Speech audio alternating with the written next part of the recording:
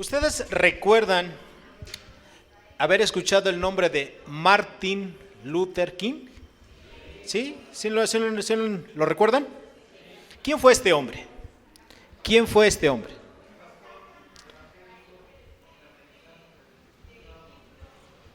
Perfecto.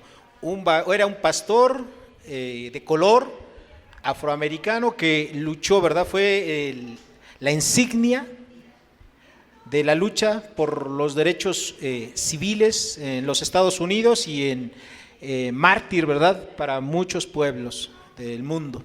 Bueno, una de las personas que era de su equipo principal fue un maestro mío y me contó muchas cosas que él vivió directamente, ¿no?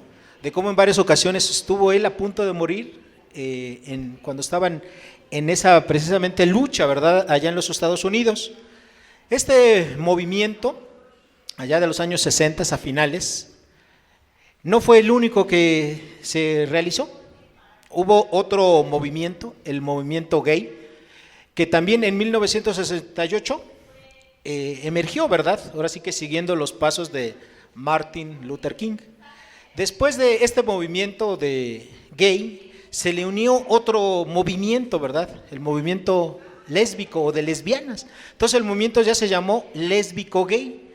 Hoy en día este movimiento pues ya tiene muchas siglas, ¿verdad? Bueno, es una sigla muy larga, LGTTI, ¿verdad? X, Y y Z, ¿no? Movimiento gay, transexual, transgénero, etcétera, etcétera, hasta intersexual, ¿verdad? Se dice que estas personas postulan que hay más de 112 sexos diferentes. Lo contrario a lo que marca la Biblia solamente dice que ¿cuántos sexos hay? 2, ¿verdad? Dice allá en Génesis capítulo 1, versículos 27 y 28, Dios creó varón y hembra, los creó, ¿verdad? No hay más, no hay un tercero. Pero ¿a qué viene todo esto? Bueno, esto es parte de la introducción de lo que vamos a estudiar el día de hoy. Hoy vamos a ver 3 hábitos que Dios quiere que nosotros desarrollemos en nuestra vida como cristianos, los cuales nos van a permitir dedicarnos más y más a Él. 3 hábitos que todo cristiano tiene que desarrollar para vivir en una comunión cercana a Dios. Bueno, abran sus Biblias, les pido por favor, en la carta de Pablo a los tesalonicenses, la primera de Tesalonicenses, capítulo 4. Y vamos a leer algunos de estos versículos. Primera de Tesalonicenses, capítulo 4. Vamos a estudiar el pasaje del 1 al 12. ¿Ya lo encontraron?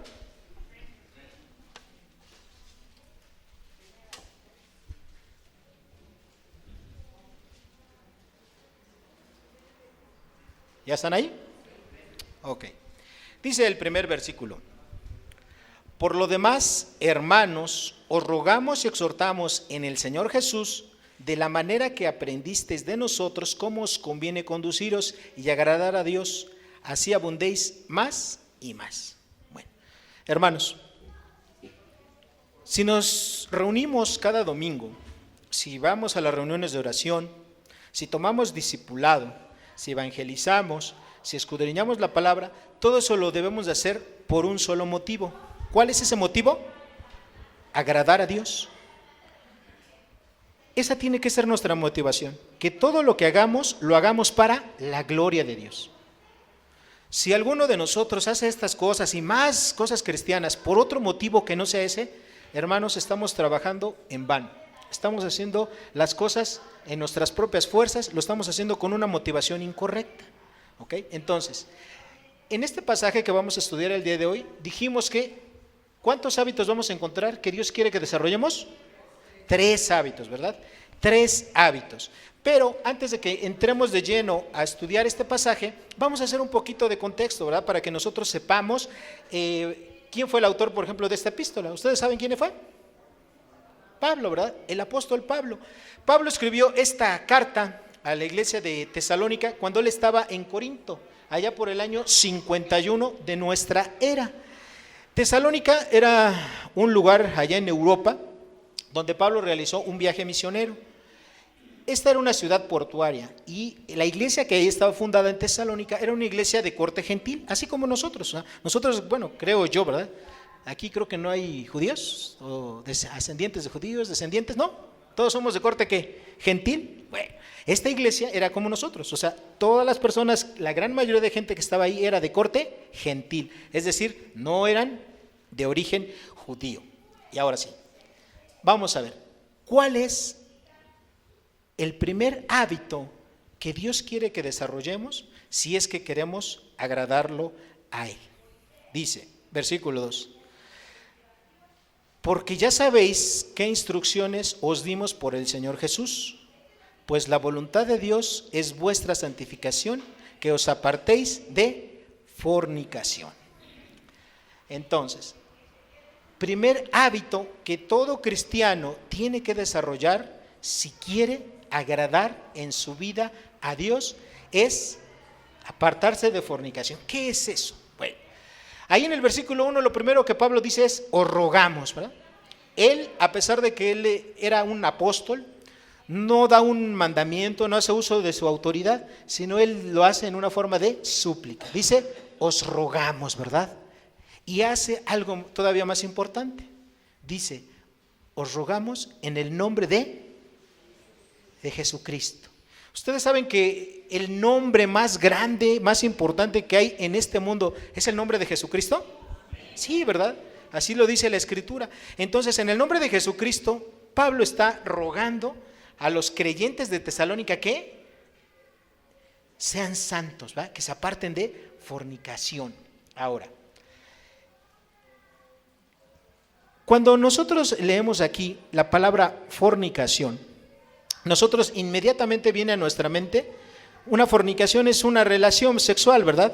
Y normalmente lo atribuimos a dos personas solteras, ¿verdad? Eso es lo que comúnmente pensamos. Pero déjenme decirles que la palabra fornicación no solamente incluye esto, no.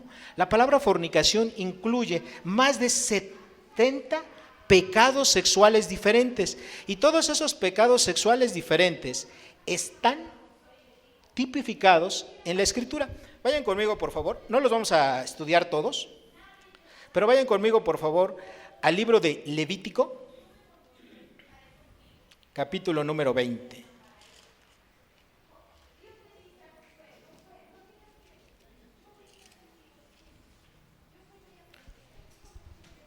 Levítico, capítulo número 20.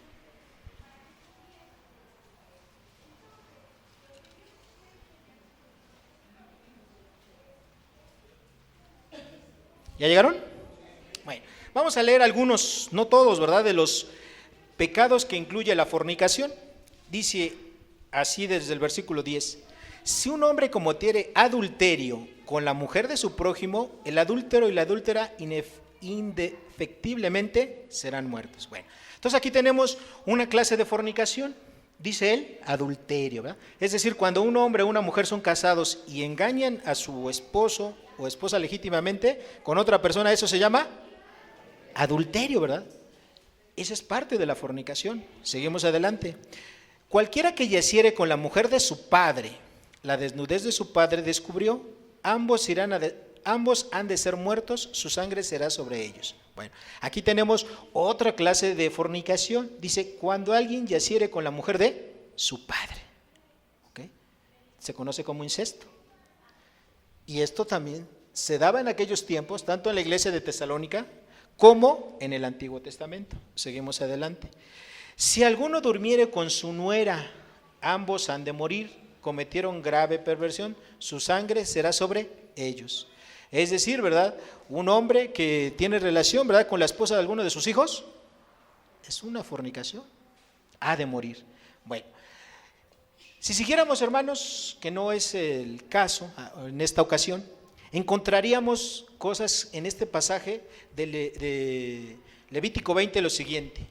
Tener relaciones entre personas del mismo sexo es homosexualismo. Tener relaciones, un soltero, ¿verdad?, con una persona casada es adulterio. Tener relaciones entre solteros es fornicación. Tener relaciones con más de una persona es poligamia. Tener relaciones con un animal es bestialismo. Tener relaciones con un hijo, con una hija o algún pariente consanguíneo cercano se llama incesto. Tener relaciones con un niño o con una niña, en el caso de un adulto, se llama pedofilia, ¿verdad?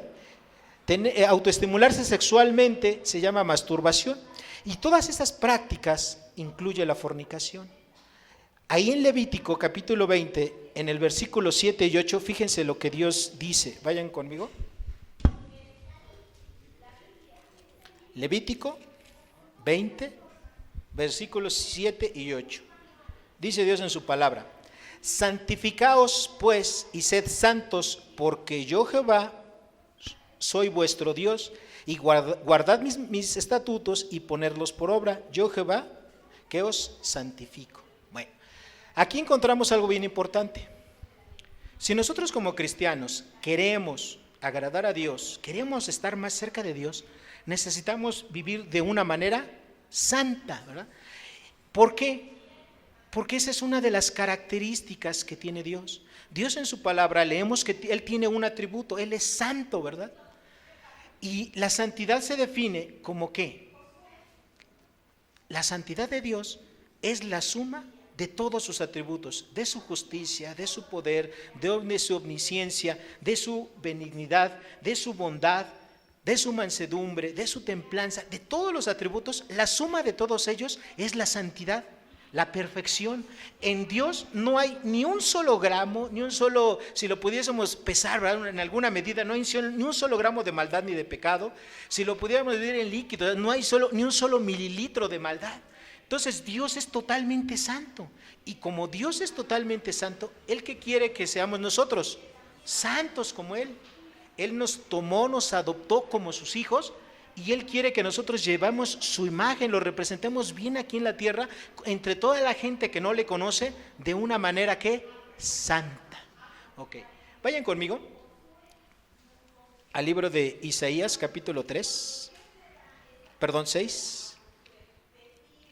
Isaías capítulo 6, donde encontramos uno de los versículos que cuando yo lo leo me pone la piel así chinita, me estremece, ¿verdad? Y este pasaje se refiere a la visión que tuvo el profeta Isaías. ¿Ya llegaron todos ahí? Isaías capítulo número 6, dice así: en el año en que murió el rey Usías, vi yo al Señor sentado sobre un trono alto y sublime, y sus faldas llenaban el templo. Por encima de él había serafines, cada uno tenía 6 alas, con 2 cubrían sus rostros, con 2 cubrían sus pies, y con 2 volaban. Y el uno al otro daba voces diciendo: Santo, santo, santo, Jehová de los ejércitos, toda la tierra está llena de su gloria. Cuando aquí se menciona este atributo de Dios, su santidad, tiene una característica muy especial. En ningún pasaje de la Biblia encontramos que cuando Dios se refiere a Él mismo, habla de sus atributos y lo repite 3 veces. En ninguna parte vamos a leer que Dios diga: Dios es justo, justo, justo, o Dios es fiel, fiel, fiel. Pero santo sí. Esa mencionar 3 veces la santidad de Dios quiere decir que en Dios no cabe ni siquiera una pizca en su mente de la maldad que Él pudiese hacer. Y eso a nosotros nos debería de hacer estremecernos, nos debería de hacer temblar al saber que somos hijos de Dios y al saber que tenemos que representarlo aquí en la tierra, ¿sí? Porque tú y yo lo estamos representando aquí en la tierra, ¿sí? Cuando nosotros decimos que somos cristianos, estamos diciendo que somos un Cristo ¿qué? En pequeño, ¿verdad? Todo eso es lo que estamos diciendo. Entonces imagínate que tú le dices a la gente: soy cristiano, pero tu vida no refleja esa santidad que Dios quiere. Que a lo mejor tu vida no estás haciendo las mismas cosas, hablando, ¿verdad?, en este contexto, ¿sí?, prácticas de fornicación que estaban haciendo los pueblos paganos. en el tiempo tanto del Antiguo Testamento como en los tiempos del Nuevo Testamento, allá en la iglesia de Tesalónica. Entonces, hermanos, entendamos esto. La santidad de Dios es su perfección. La suma de todos sus atributos es su santidad. Y Él quiere que nosotros seamos santos. ¿Por qué? Porque Él es santo. Él lo dice varias veces. Ahí, si nos regresamos al Levítico, no solamente lo dice en los versículos 7 y 8, también los dice allá en el 25, 26, dice lo mismo. Y si nos vamos nuevamente a Tesalonicenses, ¿cuál es la voluntad de Dios? Tu santificación. ¿Qué es la santificación? Bueno, ustedes recordarán el día que entregaron su vida a Jesucristo. ¿Sí se acuerdan de ese día? Sí, espero que sí se acuerden, ¿verdad? Bueno, en ese día en el cual entregamos nuestra vida a Jesucristo, nosotros nos reconocimos pecadores. Le pedimos perdón a Dios, ¿verdad? Por todos nuestros pecados. Algunos a lo mejor lloramos, nos arrodillamos, ¿verdad? Clamamos por su perdón. ¿Y Dios qué hizo con nosotros? Nos perdonó, nos limpió de toda nuestra maldad, y en ese momento Dios nos declaró santos, ¿verdad?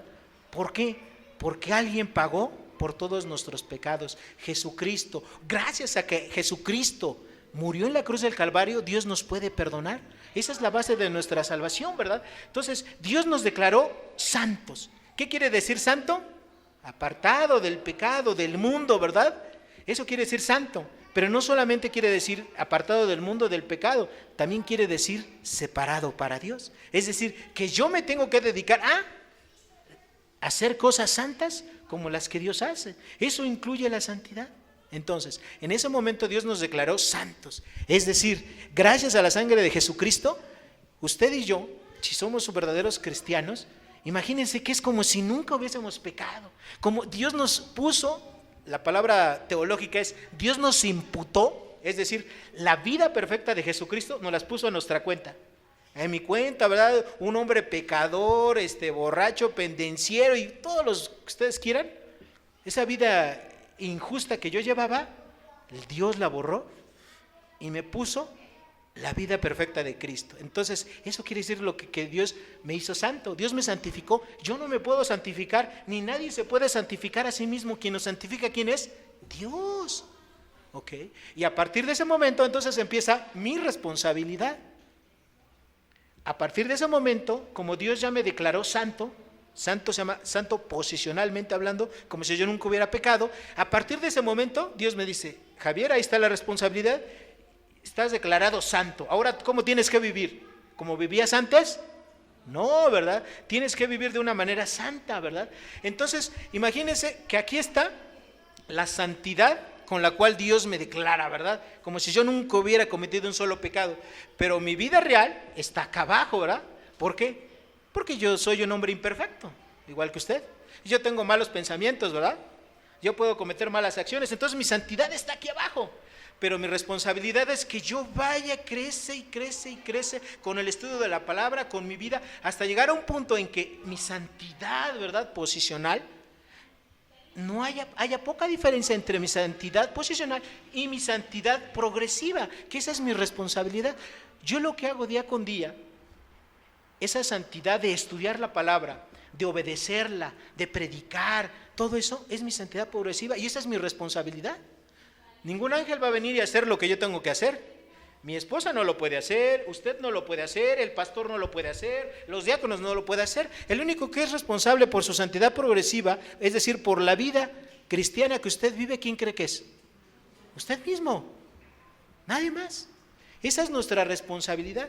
Entonces, regresando a Tesalonicenses, capítulo 4, lo que les está diciendo el apóstol Pablo, inspirado por Dios, dice, versículo 2, dice, porque ya sabéis qué instrucciones os dimos por el Señor Jesús, pues la voluntad de Dios es vuestra santificación, que os apartéis de fornicación. ¿Okay? Todos sin excepción alguna. Como hombres, como mujeres, podemos caer en pecados de fornicación, todos. Ahora, yo quiero hacer un llamado particularmente a los jóvenes, ¿sí? Porque ellos son los que están más sujetos a tentación. y son los más sujetos a caer en pecados de corte sexual. Yo quiero pedirles un gran favor. Pónganse de pie si son tan amables. Todos los jóvenes solteros, ¿sí? Pónganse de pie. Hombres y mujeres, no solamente varones, hombres y mujeres, pónganse de pie.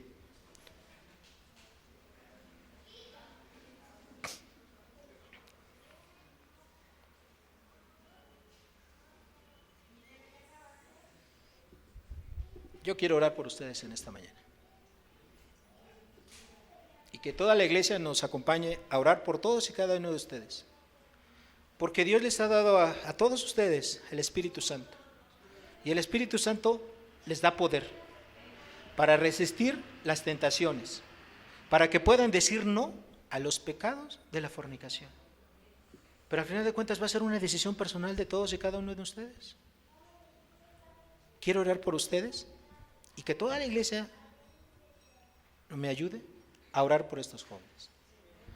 Padre Santo, ponemos en tus manos la vida de todos y cada uno de estos jóvenes, de nuestros hijos, Señor, que están aquí, rogándote, Padre, que el poder del Espíritu Santo, que es una verdad, que es una realidad en todos y cada uno de ellos, Señor, se manifieste. Que el Espíritu Santo les dé ese poder, esa fuerza para no caer en pecado, Señor, de fornicación.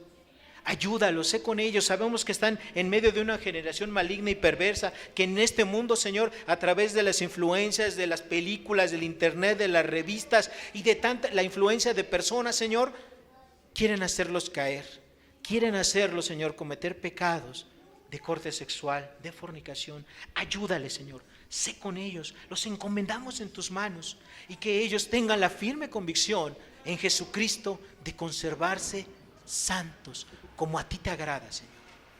En el nombre de Jesucristo te rogamos por ellos en este día.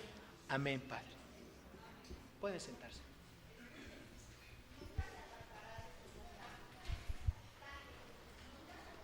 Y si ustedes se creen que el apóstol nada más hablaba para solteros, ¿qué creen que no? Versículo 4.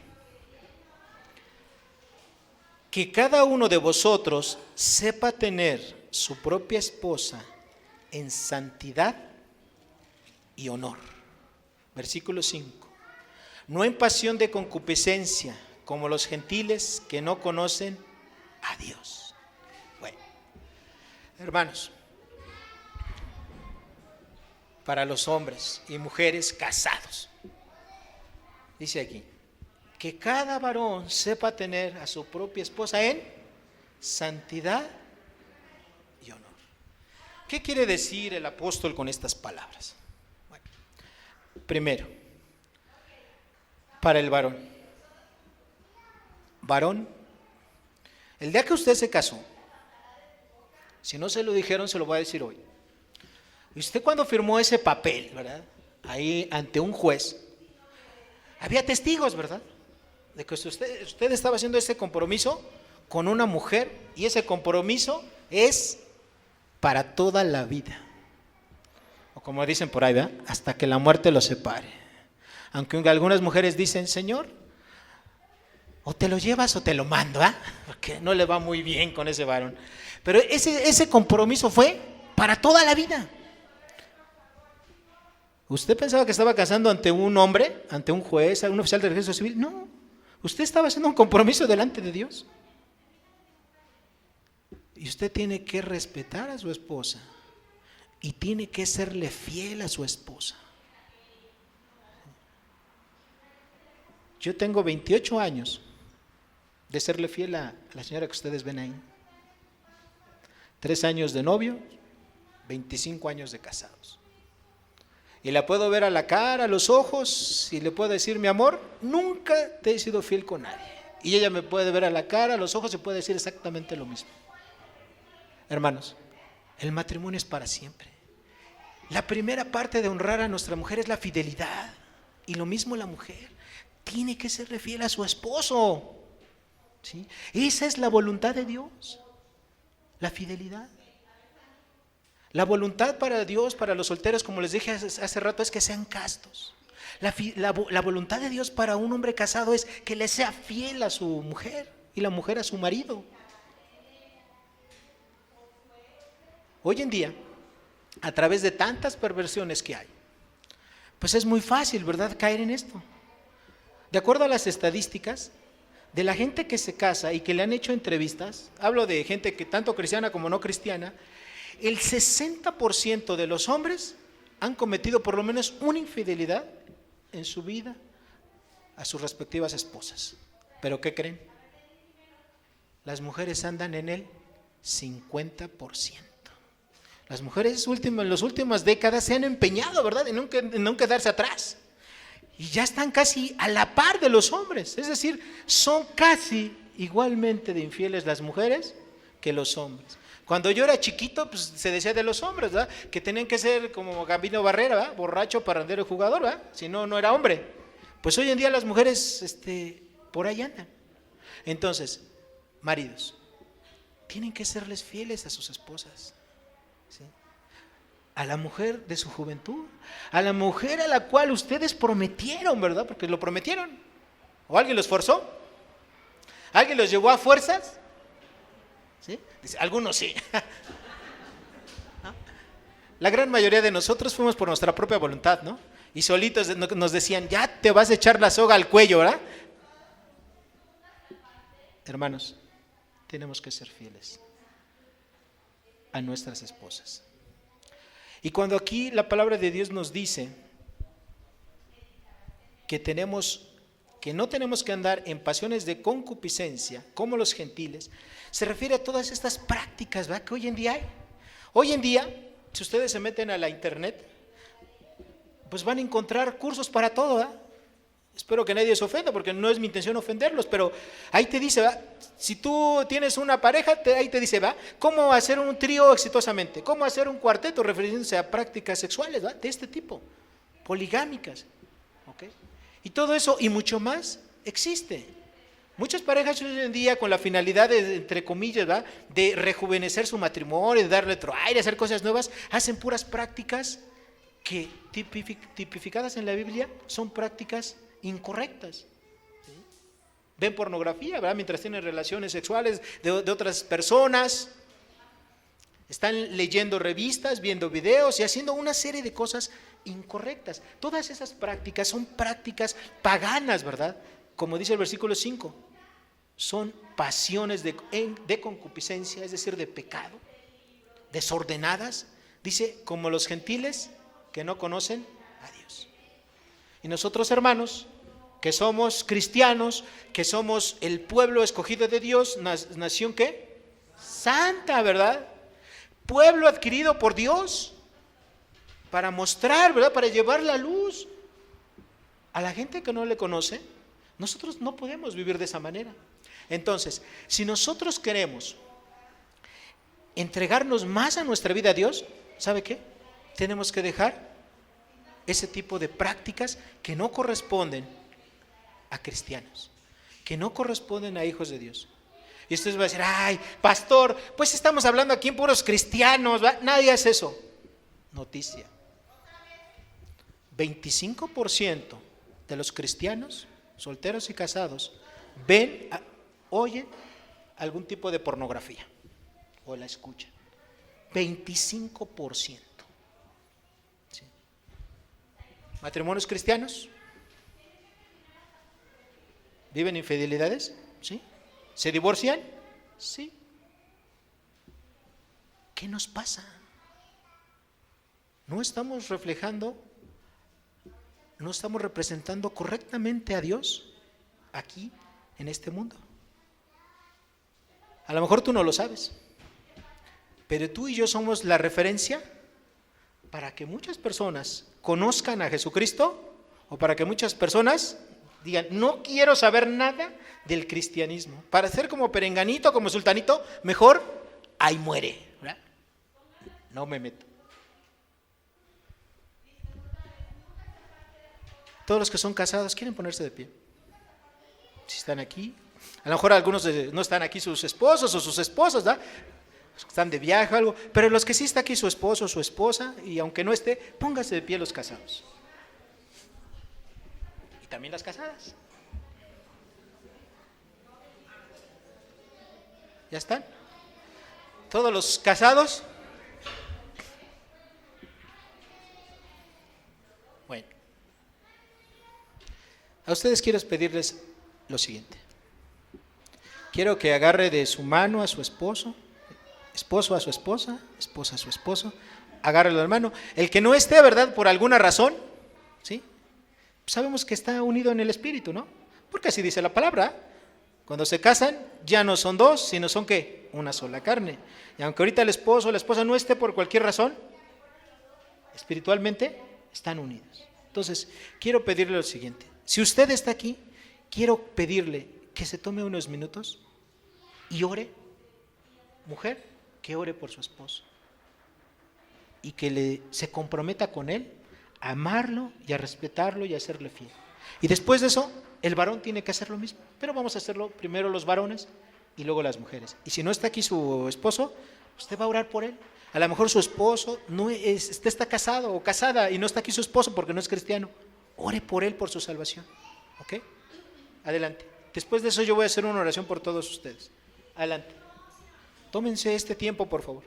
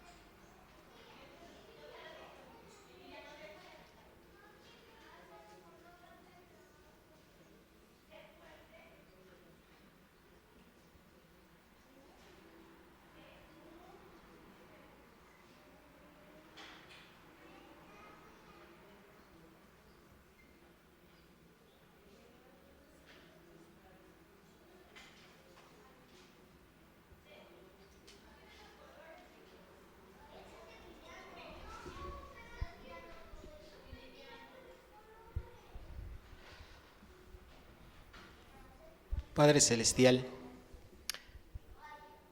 en esta tarde, Señor, quiero rogarte por todos y cada uno de los matrimonios, Señor, que están en esta iglesia. Te ruego por todos y cada uno de ellos, Señor, para que en ellos haya este mismo sentir, para que en ellos haya esta obediencia de fidelidad, Señor. Así como tú quieres en tu palabra, Señor, y así nos lo mandas, que seamos fieles entre nosotros como pareja.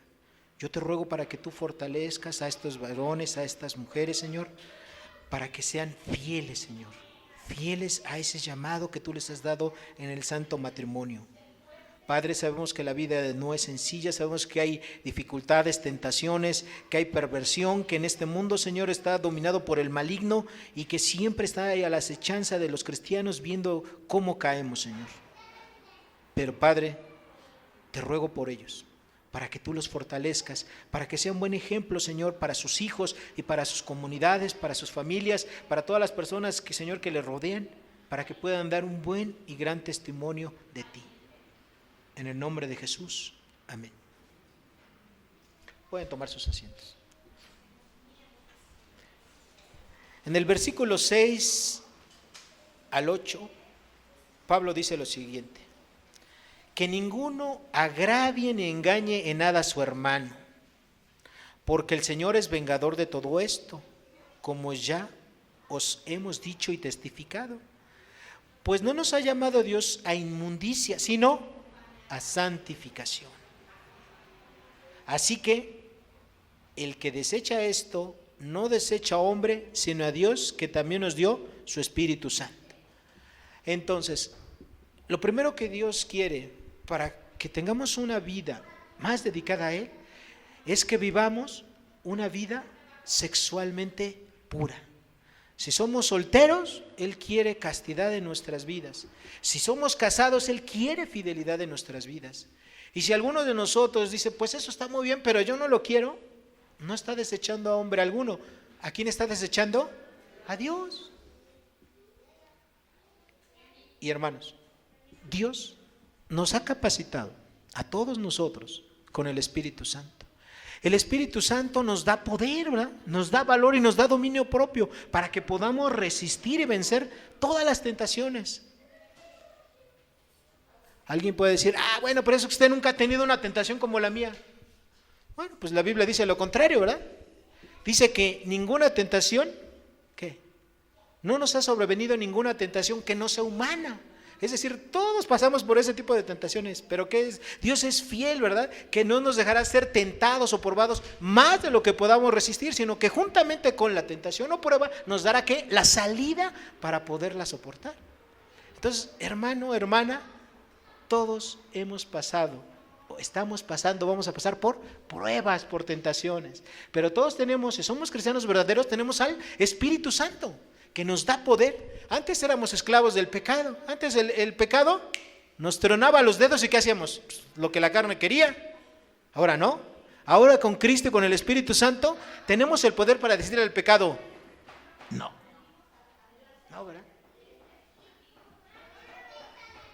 ¿Podemos decirle al pecado? No. Si usted le quiere decir al pecado que sí, es su propia responsabilidad. Pero Dios le ha dotado con el Espíritu Santo para que usted tenga el poder de decir al pecado ¿qué? No. ¿Okay? Bueno. Segundo hábito que tenemos que desarrollar en nuestra vida si queremos agradar y vivir más cerca de Dios. Versículos 9 y 10. Dice, pero acerca del amor fraternal, no tenéis necesidad que os escriba, porque vosotros mismos habéis aprendido de Dios que os améis unos a otros.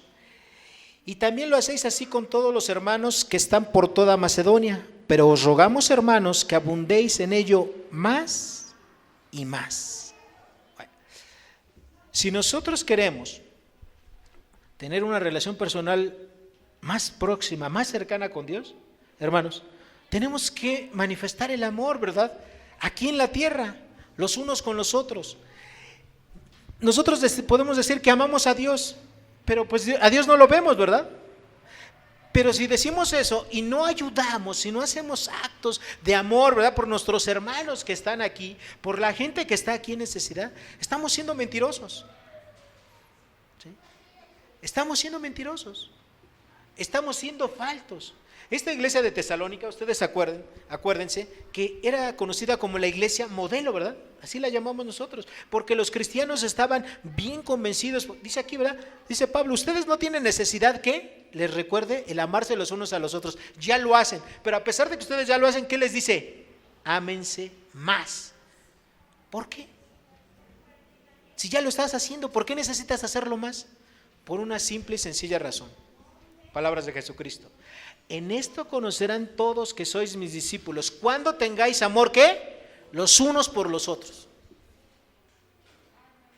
La gente va a saber que somos cristianos cuando vean nuestra vida, cuando vean las cosas que hacemos. Ahí se van a dar cuenta. Pero si nosotros vemos las necesidades de los hermanos de aquí, de los que salen a las misiones, de los que tienen enfermos y todo, y no hacemos caso alguno, pues estamos siendo faltos, hermanos. ¿Sí? Necesitamos que ese amor que ha sido derramado por Dios en nuestros corazones se convierta en hechos, en cosas prácticas, en cosas que realmente estén ayudando. Si no lo hacemos, hermanos, no nos estamos acercando a Dios, no estamos agradando a Dios como Él quiere. Tercer y último hábito que los cristianos tenemos que desarrollar si queremos estar más cerca de Dios y si queremos agradarle a Él. Versículos 11 y 12. Dice así: y que procuréis tener tranquilidad y ocuparos en vuestros negocios y trabajad con vuestras manos de la manera que os hemos mandado, a fin de que os conduzcáis honradamente para con los de afuera y no tengáis necesidad de nada.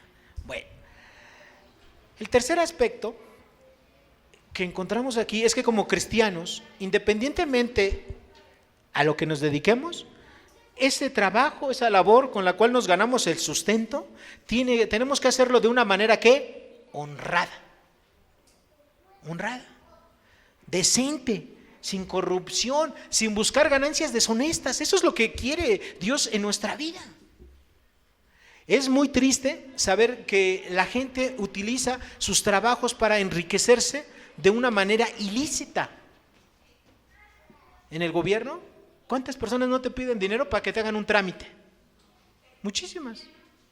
Tengo un amigo que compró un carro, ¿verdad? Y compró un carro de modelo antiguo y obviamente él lo compró, se lo dieron barato, pero cuando le dijeron, ¿sabes qué? Este carro no tiene tantas tenencias pagadas, no tiene tantas verificaciones pagadas, etcétera.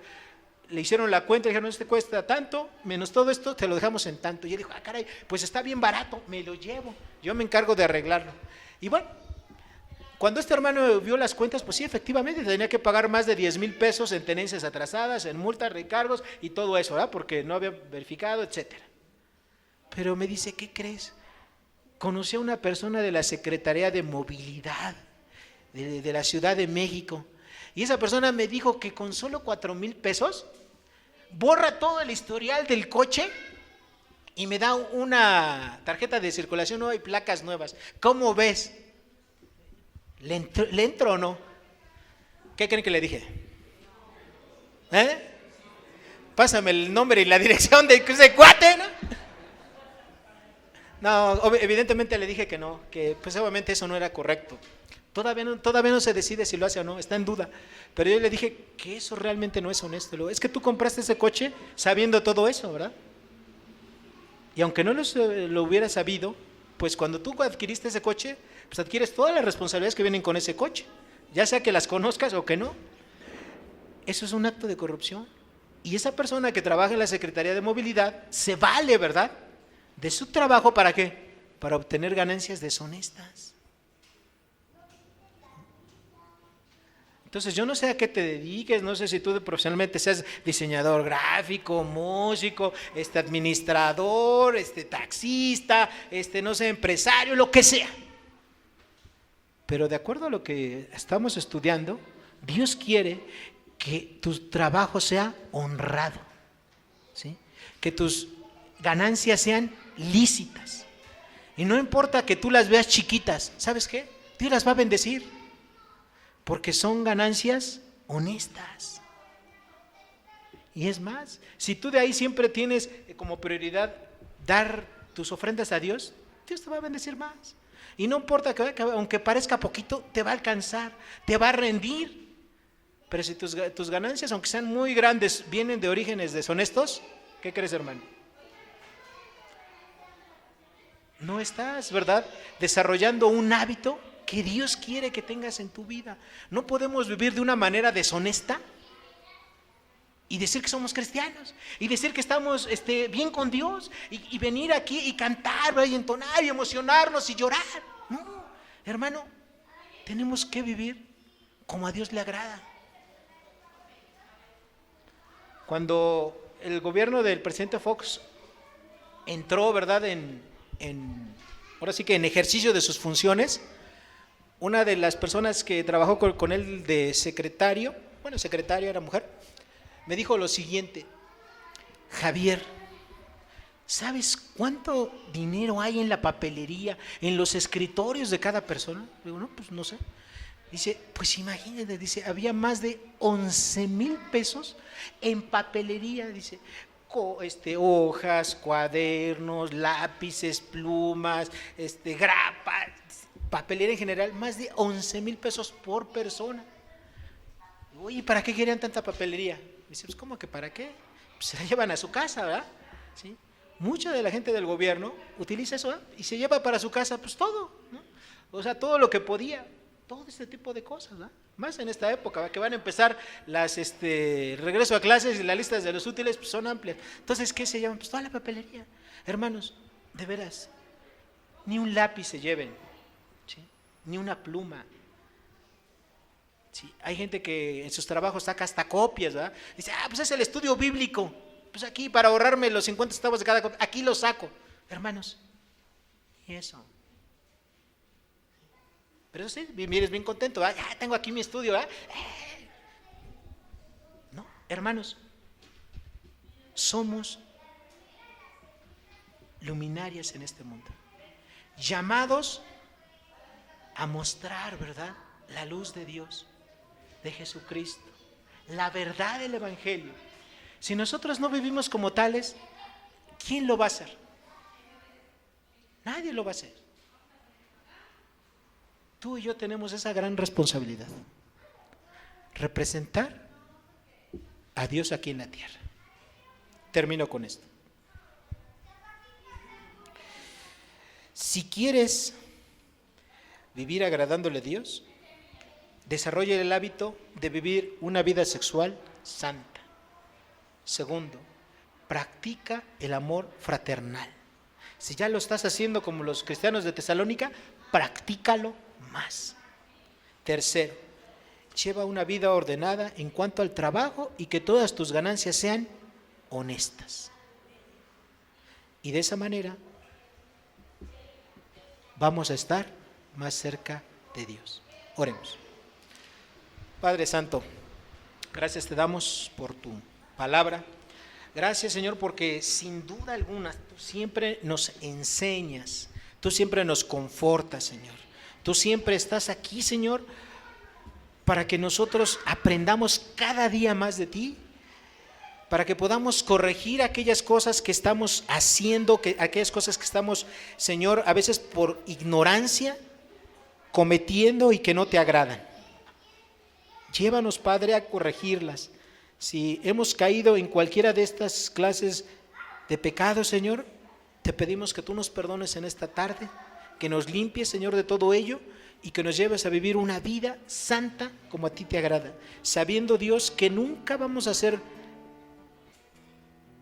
que nunca seremos lo suficientemente santos para hacerlo un poquito más, que nunca vamos a amar tanto como para amar un poquito más, que nunca vamos a ser tan honestos para ser un poco más honestos. Siempre tenemos, Señor, para dónde crecer. Tu Espíritu Santo nos fortalece, que así siga siendo, Señor, en nuestras vidas para representarte correctamente aquí en la tierra. En el nombre de Jesús lo pedimos en esta tarde. Amén.